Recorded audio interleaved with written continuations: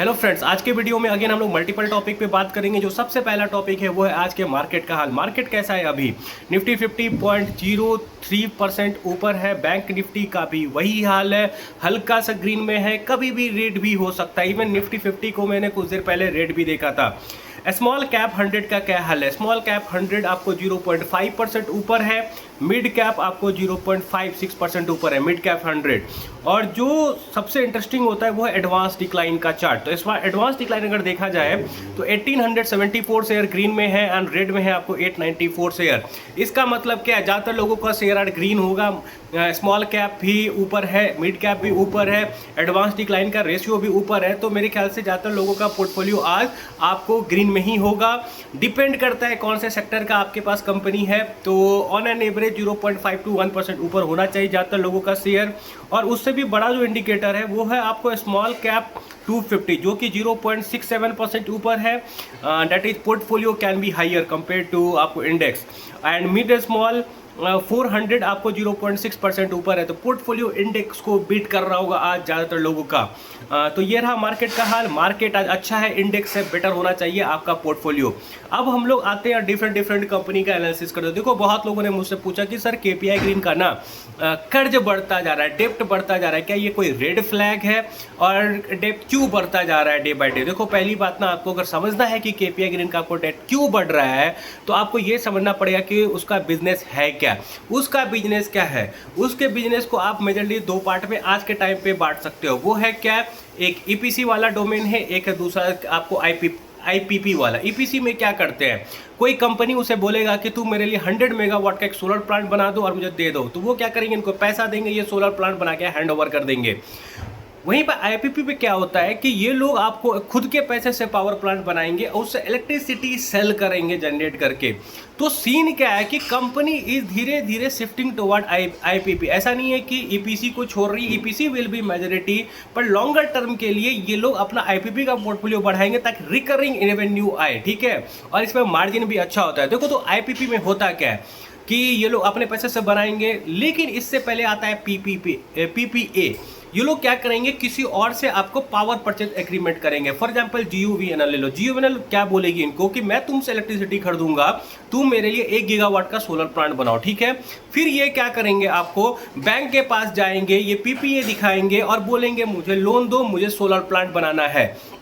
तो ऐसा नहीं है कि ये लोन जो इनका बढ़ रहा है ये बैड है, बैड डेप्ट है, खराब चीज़ है, क्योंकि ऑलरेडी पावर परचेज एग्रीमेंट हो चुका है किसी कंपनी के साथ जो कि इनसे इलेक्ट्रिसिटी सेल परचेज करेगी। तो it's not a bad thing, ये होना ही था, ये होगा, ये कोई बहुत बड़ा बात नहीं है। इन्होंने रिसेंटली एसबीआई से, कनाडा बैंक से ग्रीन बॉन्ड वगैरह इशू करके आपको लोन उठाया है। तो इट्स नॉट बैड थिंग, उनका लोन बढ़ेगा। आपको इसीलिए बोलता हूँ कि कंपनी का बिजनेस समझो। बिजनेस क्या है? इनका बिजनेस है आपको ईपीसी आईपीपी का।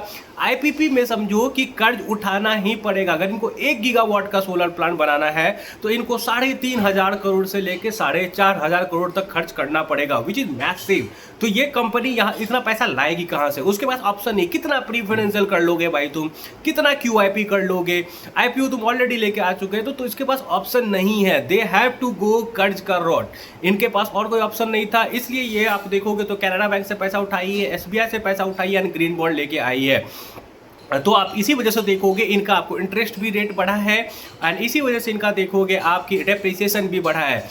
और सबसे बड़ा चीज़ है, इसी वजह से इनका मार्जिन भी बढ़ा है। इनका फ्यूचर में आपको मार्जिन भी बढ़ेगा। That's all. आई होप कि आपको पसंद आया हो। और एक और चीज़ बता रहा हूँ कि देखो, इनका आईपीपी का पोर्टफोलियो ना 2.5 गीगावाट करने का प्लान है। इसका मतलब क्या है? इस कंपनी को 10,000 करोड़ कर्जा चाहिए, ठीक है। कितना इंटरनल एक्रूवल से कर लेंगे? There loan can increase in future, इस बात को ध्यान देना। और लोन इंक्रीज होगा तो घबराना मत, क्योंकि उसका पावर परचेज एग्रीमेंट ऑलरेडी कहीं किया हुआ है। तो वो जैसे ही आपको इलेक्ट्रिसिटी सेल करेंगे वहां से पैसा वैसा दे देंगे, तो वो टेंशन का बात नहीं है, ठीक है। KPI green I think it done. अब हम दूसरे कंपनी में जाते हैं, वारी एनर्जी। देखो, वारी एनर्जी को लेके मुझे काफी क्वेरी आता है। देखो, मैं ऑलरेडी वारी एनर्जी पे ना 2 वीडियो बना चुका हूं। I have cleared a lot of thing, ठीक है। मैंने बहुत सारी चीज़ों को ऑलरेडी उस वीडियो में क्लियर कर दिया था। देखो, मैंने जो बताया था ना उस वीडियो में इनका मार्जिन वगैरह क्यों श्रिंक किया, एक्चुअली मैनेजमेंट ने वही रीज़न दिया है, ठीक है।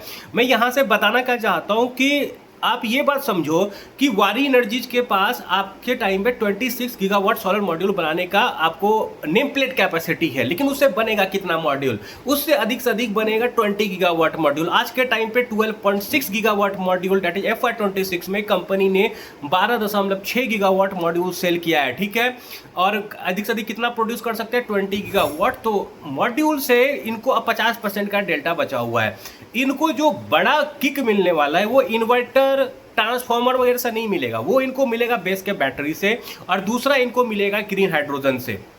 जो बैटरी ये लोग 20 गीगावाट का बना रहे हैं, समझो 14,000 करोड़ के आसपास का उनको यहाँ से रेवेन्यू आ सकता है, एंड ग्रीन हाइड्रोजन से भी इनको 10-12 हज़ार करोड़ तो आराम से आ सकता है। तो जो बड़ा ड्राइवर है वो ये दोनों है, और ये दोनों कब आएगा? ये दोनों आएगा आपको FY29 से। अगर हम लोग डिफरेंट कंपनी का एनालिसिस करें, जैसे आप देख लो हिमाद्री का भी वही बोल रहा है कि हमारा पीक यूटिलाइजेशन FY29 के आसपास होगा। नियोजन का देख लो, उनका भी सेम बोलना है। तो ज़्यादातर कंपनी पे आप जाओगे तो they are saying the same thing. तो उम्मीद करो कि जब FY29 में आएगा, FY29 will be a big revenue generator for Waaree Energies. तो FY27 में ये लोग कैपेक्स कर रहे हैं, नए नए प्लांट एक्टिव हुए हैं, तो डोंट एक्सपेक्ट कि ये लोग बहुत जल्दी रैंप अप कर लेंगे उसको। यही मैं बताना चाहता हूं, समझ लो। और जो इनका बड़ा रेवेन्यू किक है वो आपको बेस से आएगा, इलेक्ट्रोलाइजर से आएगा, और वो आएगा FY28-29 में, मोस्ट लाइकली 29 में। ऐसा मुझे कैसे पता चल रहा है? बाकी सारे इस सेक्टर के डायरेक्टली कंपनी को पढ़ के, ठीक है। आई होप कि आपको समझ में आया। इसका मतलब ये नहीं है कि इसका शेयर प्राइस नहीं भागेगा, शेयर प्राइस फ्यूचर में जीता है। जब आप इनका देखोगे FY29 में रिजल्ट अच्छा आ रहा होगा, तो ऐसा भी हो सकता है कि शेयर प्राइस नीचे जा रहा होगा, मार्केट में ऐसा ही होता है, ठीक है। अब मैं एक और इंपॉर्टेंट चीज कवर करता हूं। देखो, ओरियाना पावर के रिजल्ट से ना, रिजल्ट को आप कोरिलेटेड कर रहे हैं बहुत कोई केपीआई ग्रीन का रिजल्ट अच्छा आया, मार्जिन इंक्रीज हुआ, तो ओरियाना पावर का भी रिजल्ट बहुत अच्छा आएगा। देखो, कोरिलेट मत करो, क्योंकि एक आपको जो केपीआई ग्रीन का रिजल्ट अच्छा आया है उसका रीजन है उसका आईपीपी बढ़ा है, ठीक है। उनका आप अगर देखोगे ईपीसी का बिजनेस उतना नहीं बढ़ा, ऑर्डर बुक बहुत अच्छा बढ़ा है, लेकिन आप रेवेन्यू देखोगे तो ईपीसी में उतना नहीं बढ़ा है, आईपीपी वाला बढ़ा हुआ है। दैट्स ऑल कि ओरियाना पावर के लिए तो दोनों का रिजल्ट को कोरिलेट करने का जरूरत नहीं है। ओरियाना पावर का भी मुझे लगता है 1100-1200 करोड़ के आसपास का रेवेन्यू कर लेंगे, क्योंकि they have enough order book. 4-4.5 हज़ार का तो ऑर्डर बुक है उनके पास। मैनेजमेंट ने ये बोला था कि हमारे पास 2700 तो 2027 तक का तो आराम से ऑर्डर बुक है आज के टाइम पे, and they are thinking of green hydrogen. उनका क्या प्लान है कि हमें ग्रीन हाइड्रोजन की तरफ जाना है, हमें ग्रीन हाइड्रोजन बना के आपको सेल करना है जापान, कोरिया जैसे कंपनी को। तो इंडिया में फॉरेन के वजह से भी सोलर मॉड्यूल का डिमांड आने वाला है, ये चीज़ समझो। तो ये हो गया। देन एक और चीज़ बता रहा हूँ मैं, सबसे इंपॉर्टेंट, जैसे मुथूट माइक्रो फाइनेंस का ना कल रिजल्ट अच्छा आया लेकिन शेयर प्राइस नीचे है, तो हमेशा ये एक्सपेक्ट मत करो कि किसी कंपनी का रिजल्ट अच्छा है तो नेक्स्ट रिएक्शन है। मैंने बहुत बार ऐसा देखा है कि रिजल्ट अच्छा आया है, नेक्स्ट गिराया है, उसके बाद ऊपर लेके चला गया है। This happened to me with many companies. Apollo microsystem was one of them, Acutas was one of them, Avalon technology was one of them. Avalon का रिजल्ट कल आया है, बहुत अच्छा आया था, अपर सर्किट लगा हुआ है। लेकिन क्या ये बाइंग का टाइम है? मेरे हिसाब से नहीं है। Not a buy sell recommendation, analysis कर लेना तभी कोई डिसीजन लेना, ठीक है। और हाँ, एक बहुत इंपॉर्टेंट बात मैं आपको बता दूं, देखो मार्केट में ना क्या हुआ है कि हमारे शेयर्स बहुत ज़्यादा, मतलब पोर्टफोलियो शेयर्स बहुत ज़्यादा भागे जो हमारे पोर्टफोलियो में है, क्योंकि स्मॉल कैप वगैरह सब में अच्छा तेजी आया है और इंडेक्स से ज़्यादा तेजी पोर्टफोलियो पे आया है। तो ऐसा हो सकता है अगले कुछ दिन कि आपको इंडेक्स ऊपर जाए, ठीक है, और आपका पोर्टफोलियो थोड़ा भागे, ठीक है। तो घबराना मत। क्या होता है, कभी कोई दूसरा सेक्टर चलेगा, कभी कोई और चलेगा। तो ऐसे केस में क्या होता है ना, बहुत सारे रिलेटेड घबरा जाते हैं कि अरे यार इसमें पैसा नहीं बन रहा, चलो उसमें चले जाते हैं, और जब आप उसमें जाओगे तभी इसमें पैसा बनेगा। एक मुझे शेयर मार्केट के लिए डायलॉग बहुत सही लगता है कि जब आप लिस्ट एक्सपेक्ट करोगे किसी कंपनी का ऊपर जाने का शेयर प्राइस, तब उस कंपनी का शेयर प्राइस ऊपर जाएगा, ऐसा ही होता है। तो पैनिक सेलिंग मत करना। किसी कंपनी का अगर आपको लग रहा है कि ऊपर क्यों नहीं जा रहा है, क्यों नहीं जा रहा है, उसका बिजनेस समझो, ठीक है। अगर लग रहा है कि इसके बिजनेस में दम नहीं है, सेक्टर में दम नहीं है, then do whatever you feel is right, ठीक है। लेकिन मेरे हिसाब से पैनिक सेलिंग मत करो। पैनिक सेलिंग करोगे तो हमेशा करते रहोगे। आज एक कंपनी को बेचोगे, दूसरे सेक्टर में जाओगे, उसका फिर शेयर प्राइस गिरने लग जाएगा, अगले 2-3 दिन बाद क्या करोगे, ठीक है। ये बात समझना पड़ेगा आप लोगों को। एंड और एक बहुत इंपॉर्टेंट क्या है कि सैटिन क्रेडिट केयर 200 को क्रॉस कर गया है, लगभग 50% का रिटर्न इनमें बन गया है पिछले कुछ दिनों में। And with good volume someone is accumulating it to why Satin posted awesome update in Q4, ठीक है। उसके अलावा सैटिन का अगर आप देखोगे वैल्यूएशन सबसे चीपर है compare to all microfinance company. यहाँ पे मैं फ्यूजन और स्पंदना को हटा रहा हूँ क्योंकि फ्यूजन स्पंदना मुझे कचरा लगती है, ठीक है। देखो अगर आपको ये बैंक वगैरह कैसे काम करते हैं ना, एक मूवी है बिग शॉट करके, ठीक है, वो देखना, हॉलीवुड की मूवी है। ये जो 2008 का क्राइसिस आया था ना, उस पे बना हुआ, आपको समझ में आएगा कि ये जो लोन बांटने वाले लोग हैं ये अपना टारगेट पूरा करने के लिए क्या क्या करते हैं। और माइक्रो फाइनेंस में तो और भी ज्यादा खतरा होता है। I think you should watch that movie, जाके सर्च करो, अच्छी मूवी है। मोस्ट प्रोबेबली आप लोगों ने देख रखा होगा, जिसने नहीं देखा वो ये मूवी देखो, you will have a lot to learn. कैसे बैंक मैनेजर्स वगैरह करते हैं, कैसे लोन ऑफिसर वगैरह करते हैं, कैसे लोन बांट देते हैं फ्री फोकट का अपना टारगेट को पूरा करने के लिए, क्योंकि everyone care about their promotion, ये बात का ध्यान देना। एंड इंडिगो पेंट्स में भी मुझे वॉल्यूम डेवलप होता हुआ दिख रहा है, 750 से 900 आ गई है। Let's wait for result.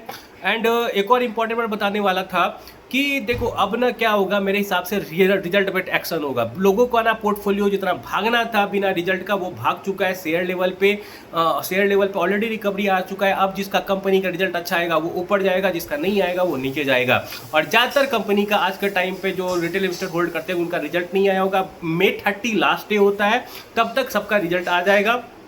So don't panic. सो ऐसा एक्सपेक्टेशन है मेरा कि यहाँ से May 30 तक भी ठीक ठाक पैसा बन सकता है। तो just wait and watch and don't panic, sell learn करते रहो एंड कमाते रहो, ठीक है। बिना लर्न किए शेयर मार्केट में नहीं कमा पाओगे, ये बात समझ लेना।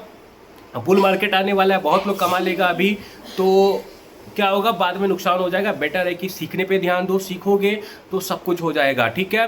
जैसे मुझे केपीआई ग्रीन का पता था, मैं पैनिक नहीं करता। जिसको पता नहीं होता वो पैनिक करता। वैसे I don't hold KPI green, लेकिन मैं आपको जस्ट एक सीन बता रहा हूँ कि अगर आपको ये सब चीज़ें पता होता तो आप पैनिक नहीं करते, आप डरते नहीं। That's all. आई होप कि आपको मेरा वीडियो अच्छा लगा हो तो लाइक शेयर सब्सक्राइब करना है। कोई भी कंपनी का नाम बाय सेल रिकमेंडेशन नहीं है, सिर्फ मेरा पर्सनल ओपिनियन है। I can be wrong also. That's all. Bye, thank you.